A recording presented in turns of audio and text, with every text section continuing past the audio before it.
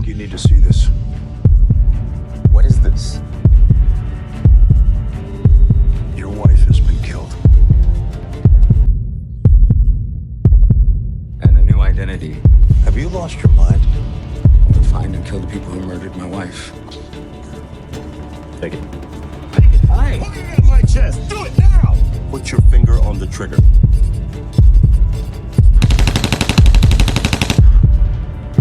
You might survive the blast.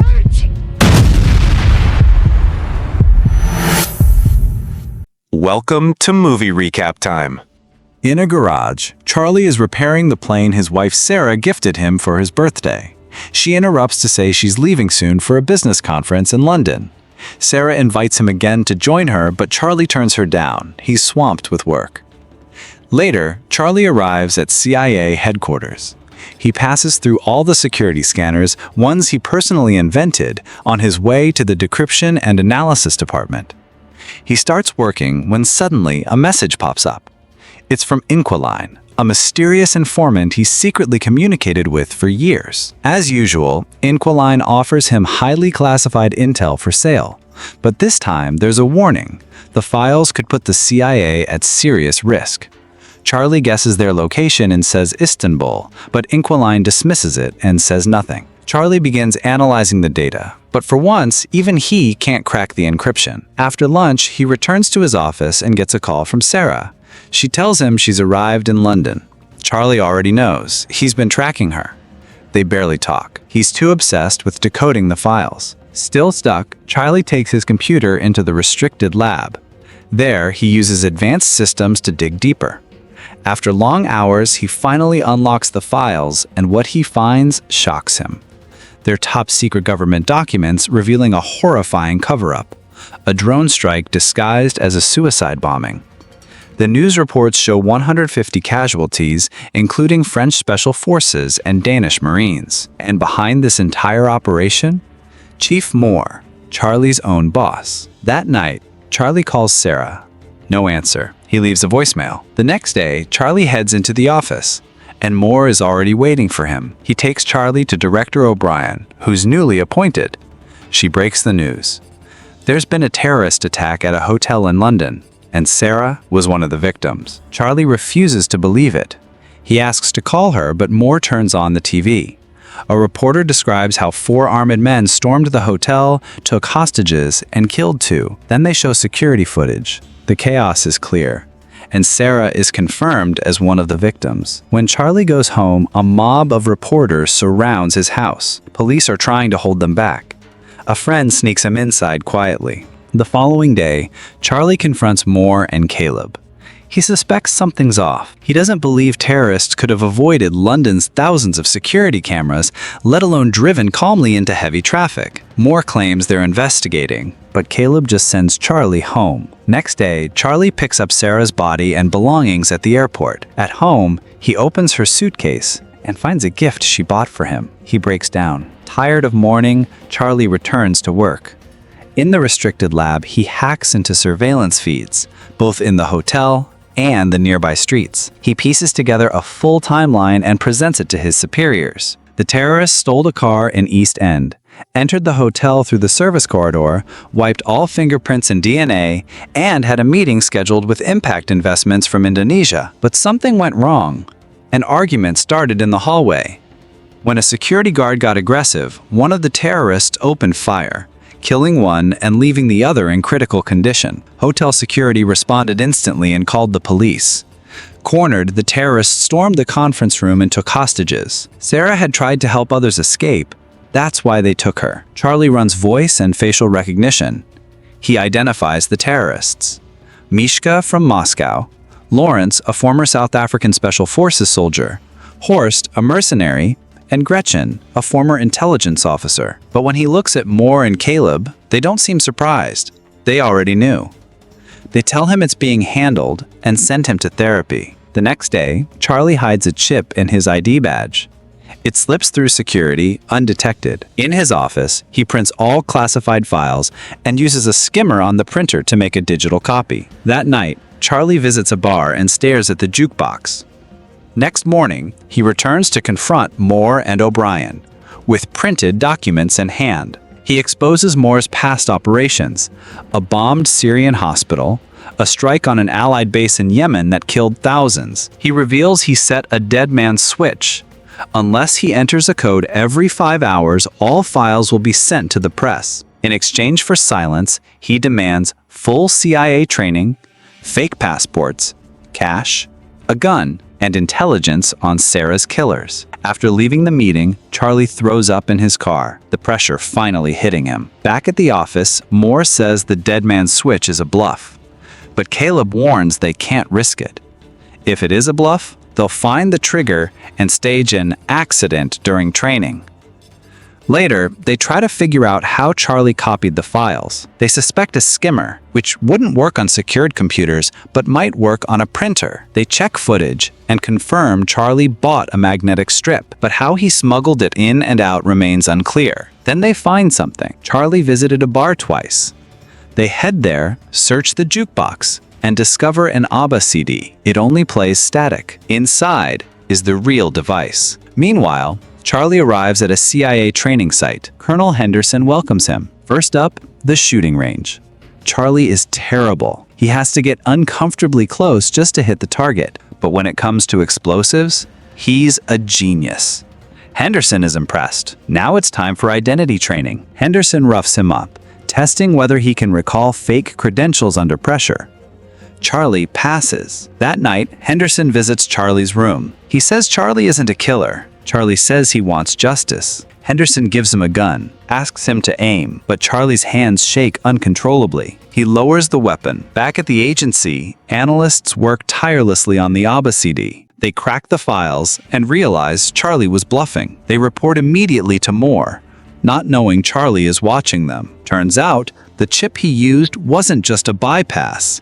It was a bug. He planted it inside the documents. Moore realizes it too late. He calls Henderson and orders Charlie's arrest, but Charlie has already vanished. As Moore hangs up, he sees the bug and speaks directly into it. This is treason. Charlie gets rid of his earpiece before boarding a plane.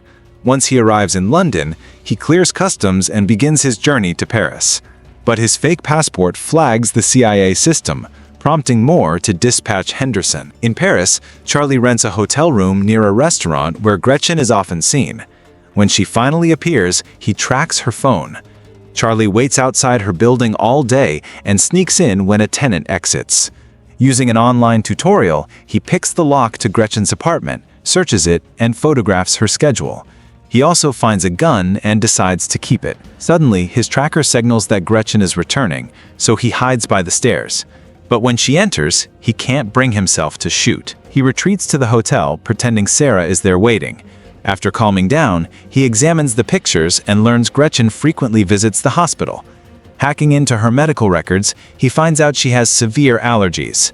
The next morning, Charlie buys a ton of flowers and waits at a cafe. When he sees Gretchen, he follows her to the hospital. During her test, the doctor notices a computer malfunction and leaves. Charlie, dressed as a doctor, locks Gretchen in the machine and fills it with pollen. She panics. The doctor and nurse try to intervene, but the door is locked. As her allergies intensify, Charlie demands to know Horst's location. He's the one who shot Sarah, but she can't speak. Charlie opens the chamber and Gretchen shoves him into a desk. A brutal fight breaks out. Charlie pulls his gun, but Gretchen overpowers him and flees. He chases her into the street, only to see her get hit by a car. Horrified, Charlie forces himself to grab her phone and runs, ditching the lab coat in the trash. At the hotel, he washes the blood off and packs. That night, he catches a bus to Marseille. News of Gretchen's death reaches the CIA. O'Brien confronts Moore, who admits it looks like one of their own was involved. That night, Charlie drinks heavily in a bar to drown his guilt. He thinks he sees Sarah dancing, but it's just a look-alike. Then, he spots Henderson and bolts, pushing past people into the street.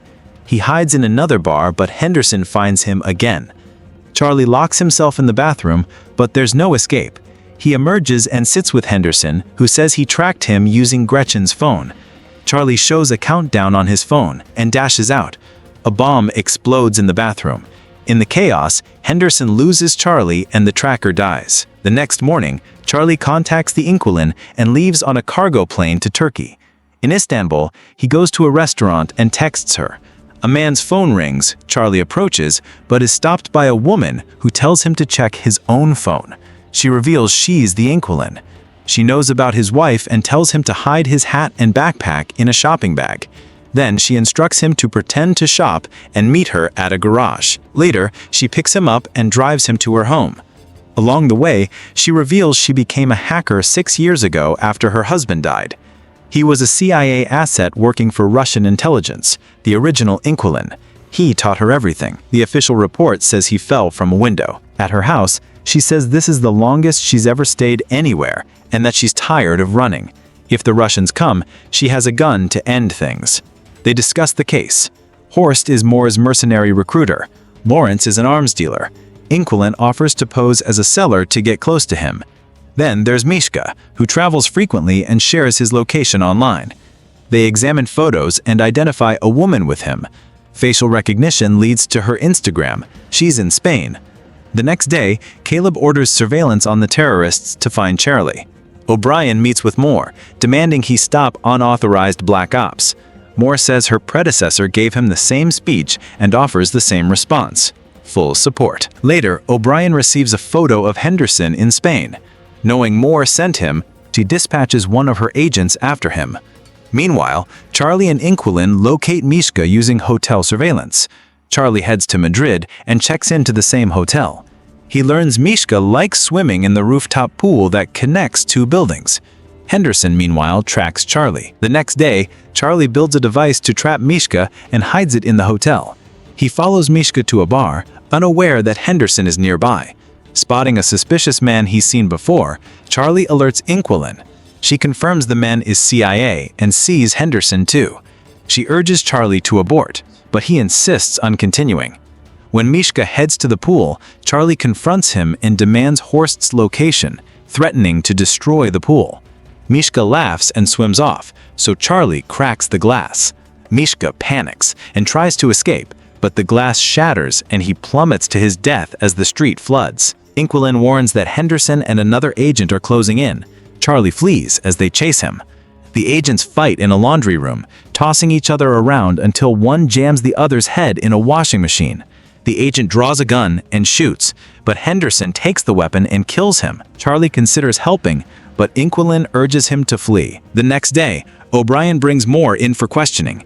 He claims Charlie is on bereavement leave. He lets him go, then reveals she has hotel footage.